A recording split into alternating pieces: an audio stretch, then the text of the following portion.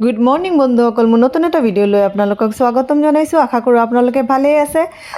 বন্ধুসকল, আজি ভিডিঅ'টো অলপ বেলেগ ধৰণৰ। ৰাতিপুৱাই চাহ তাহ খাই কৰি লৈ আজি ঘৰৰ অলপ কামত লাগিলোঁ।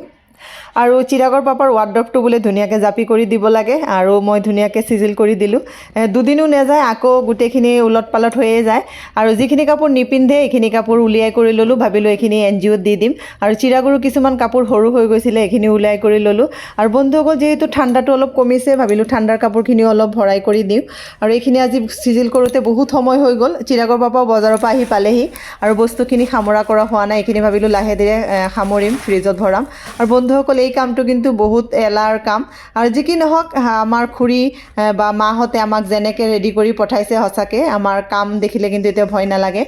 তাৰ মাজতে মাছো আনিলে, ৰৌ মাছ। আৰু এই ৰৌ মাছখিনি ধুনীয়াকৈ ধুই কৰি আজি নবনাওঁ, কেইটামান ফ্ৰাইহে কৰিম দুপৰীয়া খোৱাৰ কাৰণে। আৰু কি কি বনালোঁ এইখিনি বাৰু এবাৰ দেখুৱাই দিছোঁ। এয়া বেঙেনা আলু ভাজিছিলোঁ, আৰু সজনা বনালোঁ, লগতে তিতাকেৰেলা বইল কৰিলোঁ, আৰু মাছ অলপ ফ্ৰাই কৰিলোঁ। আৰু বন্ধুসকল, সজনাৰ ছিজন যিহেতু, মোৰ পাকঘৰত কিন্তু সজনা প্ৰায় দিনেই দেখিব। আৰু এতিয়া বাহী মাংস অলপ লৈ ল'লোঁ।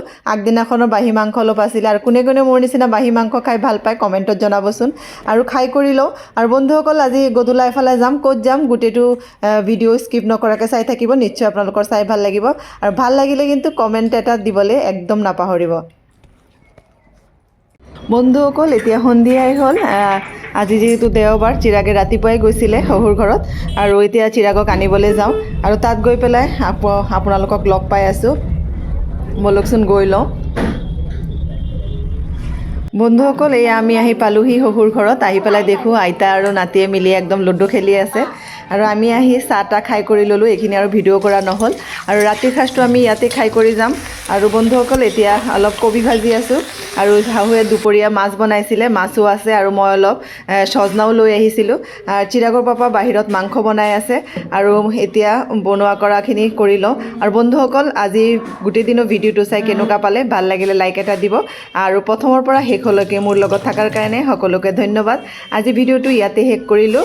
শুভৰাত্ৰি।